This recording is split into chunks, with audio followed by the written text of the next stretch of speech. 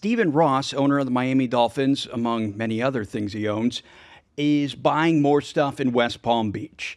Just bought 71% of a waterfront condo building, which is steps from Mar-A-Lago, and in total 45 units for $37.3 million. Now, if you own an aging condo along the Intracoastal, developers obviously are coming for your building, and this deal proving that once again, they're willing to pay, and they're willing to pay big.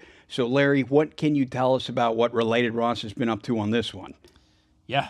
$37.3 million for 45 units. What is that math? That's it? I don't have my phone on. I mean, either way, it's over $1 million a unit for an old building. And so what they're saying is these units were probably worth $250,000 a piece. And he overpaid that much. Now they own 71% of the building. So they have near total control. I'm guessing 75% is that threshold. Mm-hmm. So, right? I see. So once he has a controlling interest, then that's when you can. There's a little bit more power there. Okay. Like arguably, you can kind of force assessments. You can force decisions. You could change the condo rules to the condo has the right of first refusal. It might already have that in the bylaws, so that might be one of the reasons why they bought in. I see. So the goal here for somebody like Ross doing this isn't long-term ownership. This is usually a redevelopment play. I mean, I'd be surprised if this goes any other direction but that. So this is likely knock it down. We've seen this happen before. So take the time. They got how many more units to go? They got about 20, a little under 20, 18 units to purchase. Over the next couple years, they'll knock out the rest, right? They'll get control. Then they'll eventually knock the building down and redevelop on it and put up one of these big luxury condo buildings and then sell the condos for big numbers, right? What have we seen? We've seen, minimum $2.5 million on these condos, right? Yeah. Right on the water. Yeah. And then, max maybe 10 million, something in that range. Somewhere in that territory.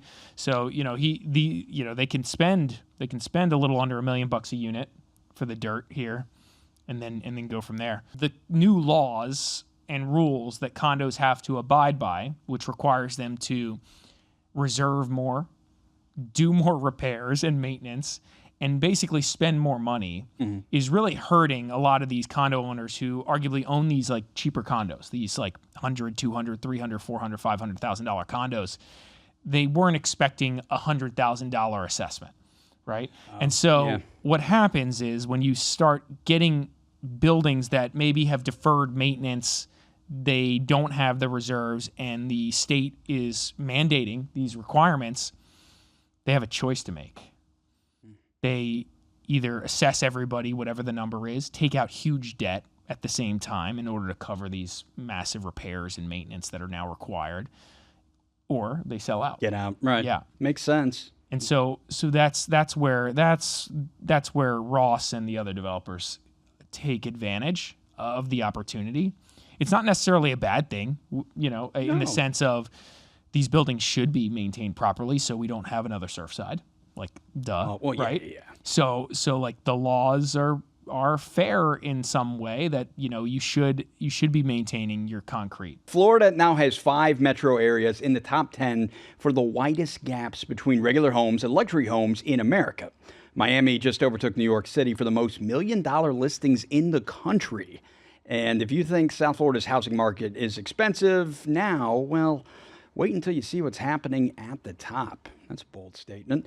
According to new data from Realtor.com, Florida is home to 5 of the 10 metros, as mentioned, with the widest price gaps. So let's see, who do we have here? I think what's interesting to just call out is for certain areas they quantify luxury prices differently, right? Okay. And so luxury starts around 1.19 million, which is about 3x the national median home price of $399. But in certain areas, example, Florida's biggest luxury markets, luxury homes can be 4x, 5x, 12x, more expensive than the typical homes. So what you're seeing is this gap, which is unique in South Florida. It's like you have the Billionaire, Right. and then you have the $100,000 condo, right, or whatever. And this is what's like just weird. It is weird. I mean, the fact that I'm literally renting a place and I'm like across the street from Billy Joel's neighborhood. Like, it's Right? the weirdest. It's the weirdest thing ever. That's a great point. I mean, you could walk to Billy Joel's house, like so, and you're renting a little condo, right. So that's kind of it's very very unique. It's something that I didn't experience. I'm sure you didn't experience growing up either. This is different from the rest of the country. You could be living in like a very low income neighborhood and walk a couple blocks and there's Ferraris driving down the street. This is not. I never saw a Ferrari growing up, right? No. So like not in person, not like in the street, and this is what we experience here, right? For sure. So. Let's see. It shows how much more expensive the top 10% of homes are compared to the typical home in the market. So you were about to say, hey, which places, right? Right. Even the wealthy buyers that we work with, they're coming down, they're thinking 2-3 million, and then they start shopping with me and they have sticker shock, right? And they're just like, whoa, this doesn't buy us anything. It doesn't buy us what we want, right? Do you see the look on their face, the expression change? Is it starting to sink in that they may not be able to buy in the price point that they were hoping for? Yeah, over the past couple years, I'd say people reach out to engage us to help them procure a home, a luxury home, 3, 4, 5, 6, 7 million, somewhere in that range. And when they come down, they do a tour with us, we educate. I'd say about 50% of them change their mind. Really? Because it's just way more expensive than they expected. Just way more expensive. Then there's others that are just coming and this is happening and no problem, we just get it done. My fiance last week told me she watched the podcast or whatever and she was like, yo, you kind of need to chill out a little bit. You were a little upset about those HOAs. I'm like, it's a real thing. No, it came from the heart, and it's like, you're like, Dana, I had to say my piece, okay? Yeah. Who am I if I don't put that out there? Who am I? The people look to me for the truth. They look to me for the truth. That's what this is all about. Yeah. Anyway, so Florida's HOA wars just got real. A Miami lawmaker just filed a 32-page reform bill that would let homeowners sue their HOA directly and for the first time ever dissolve their associations entirely. So we've talked about the lawmakers talking about doing this. Right. Now we have an actual filed 32-page reform bill. So now we have a bill. This came from Representative Juan Carlos Porras, if that's how you say his name. He's a Republican from Miami. And the bill is HB 657. And this would change some stuff. First, the kind of punchline is it would create a new community association court. Right now, the way it works is if you want to sue an association, you go through, or make a complaint, you go through the Department of Business Professional Regulations, which people argue is just convoluted, complicated, maybe non-responsive, difficult. So he's trying to make it easier, right? Yeah. Okay. It also gives homeowners a clear path to sue their HOA, which probably makes sense as well because the HOAs tend to just do whatever they want, and they should be a little bit more fearful of their homeowners, the people who actually pay and agree to have them there. On the other hand, I can see this being a opportunity for sue-happy Karens. Right. I was going to say, I'm going to sue you. I'm suing you. You're going to hear from my lawyer because in the end, that's the only people who really win are the lawyers. Yeah. So like, unfortunately, it makes it easier to sue people, and like that's not always a perfect place to be either. So we're looking for a balance. I don't know if the balance is perfect or if this is going to create a perfect balance, but an attempt at fixing some things would be good, right? So, and then finally, set up a process to dissolve an HOA if enough residents vote for it. Which that's interesting because it's like, okay, so what happens then? You just don't. Like you have no HOA, you just do whatever. You become this lawless world. What happens? We've had presidents or other people in the community not or deny applicants for reasons that are definitely illegal.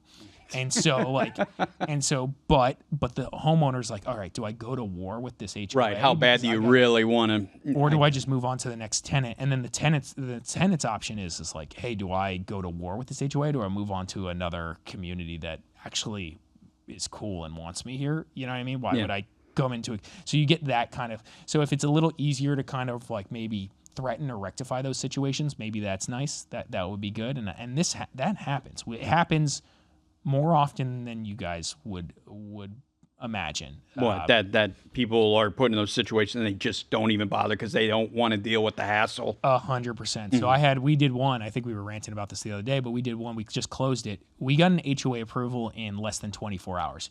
They approved the buyer without even getting the HOA application because the seller was an attorney and the seller turned around and had the right contacts, the president of the management company, like she had everybody. And so she basically was like, listen, you guys decide how you want to play this. If I can't close on Monday because you guys screwed up, which they did, we're gonna be talking about suing for damages, et cetera, et cetera. You guys decide how you want to do this. And so they just sent an approval. They just sent an approval without even getting the guy's application. The guy was delivering the application. We were getting an email with the approval. Like they didn't even have it. And so it's like this is like all a freaking joke. Yeah. It's all a joke. It's just more example of all a joke. Now you're approving somebody that you didn't do a background check on. That's as bad as you screwing up the first part. Right? Just do the background check and get it done in 24 hours. Right, because then what the hell happens if the buyer ends up being somebody who was shady, but, we didn't actually want to look into it. And you just put this rando in a building with 400 other people that are paying you guys to make sure you don't put weirdos in the building. Right. And so it's like, what just happened here? Yeah. But like that was their overreaction to, oh shoot, this lady's going to like burn our house down. Right. so it got done. We closed the deal. Redevelopment of the Paramount Theater in Palm Beach into a private club. This is at 139 North Country Road, Palm Beach, Florida. Because they need another private club in Palm Beach for sure. Yep, that's it. That's what we need. That's what we need. So one of Palm Beach's most iconic landmarks is about to get new life. The historic Paramount Theater, designed by the same architect who built Mar-A-Lago, just won preliminary approval to become a private club with a public cafe and a single luxury residence. So what they proposed initially, let's talk about what they came back with. The firm came back with dramatically scaled back proposal, cutting the club from 45,000 square feet to 5,000 square feet and adding a public cafe. The revised plan could win final approval next month. So they've kind of gone through this. So it's a little bit of a bummer where it was going to be and where it is now. 5,000 square foot club? Yeah, so like a little different, right? Yeah. 45,000 versus 5,000, very different experience for sure.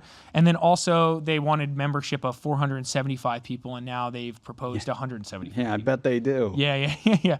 So it added 5,400 square feet as a cafe with seating of up to 80 that will be open to the public, a neighboring amenity that wasn't originally on the plan. So that's kind of interesting. I'm sure the cafe will be pretty cool and a cool place to check out. And then the private club will just be this small spot. So $14 million for a 4,500 square foot club.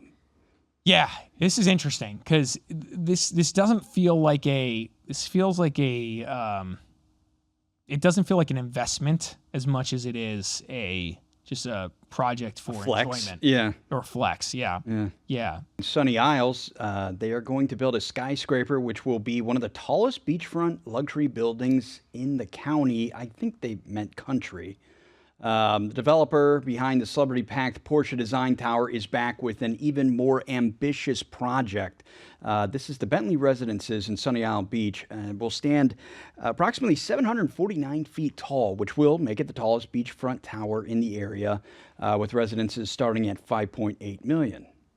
Okay, so is it Desert Development? They are the firm behind a wildly successful Porsche Design Tower. Yes, and they will be putting up this Bentley residence currently under construction at 18401 Collins Avenue. So yeah, 62-story building, and it features a diamond quilted glass facade inspired by Bentley's interior design, and includes the famous Deservator car elevator that made the Porsche Tower a celebrity magnet. All right, so Kind of interesting. yeah, Right? Yeah. the glitz and glamour of 216 residences. These will range from 5,200 square feet to just over 6,300 square feet.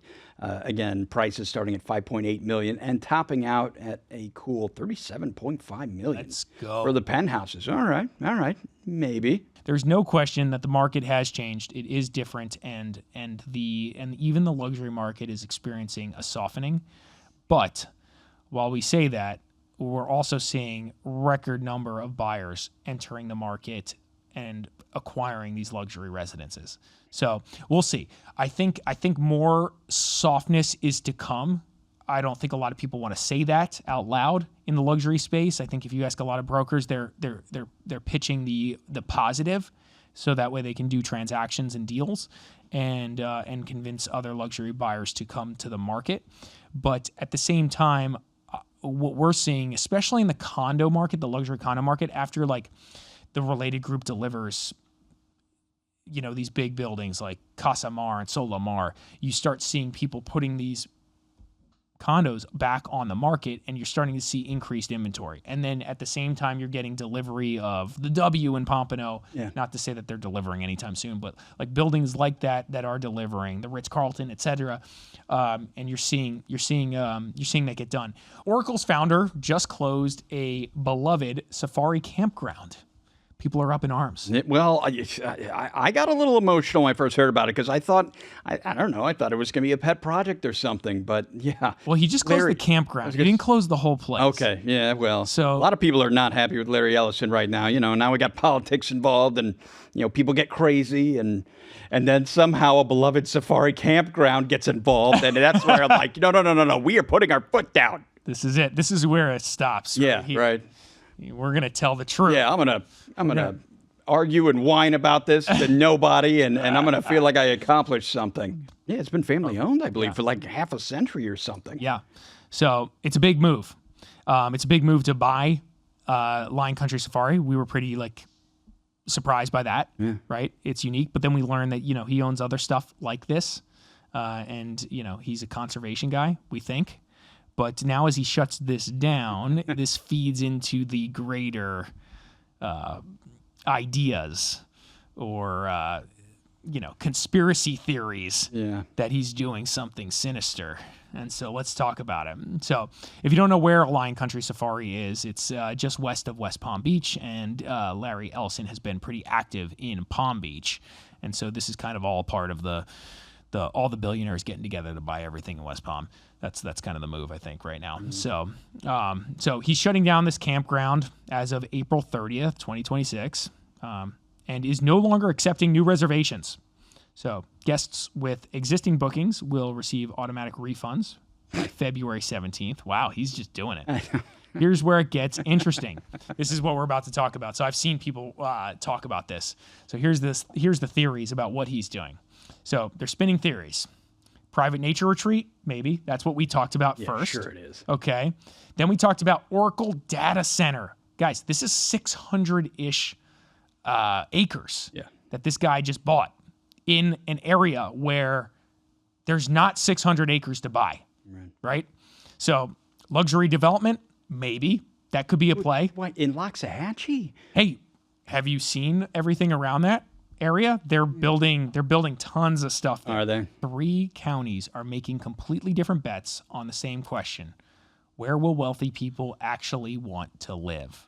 This is interesting. Miami developers, they're betting that South Florida's next chapter looks like Manhattan, built on vertical density and financial center energy. Fair bet. Fort Lauderdale is taking a little bit of a different swing, breaking ground on waterfront icon towers, even as luxury condos can take about 14 months to move. They're doing that.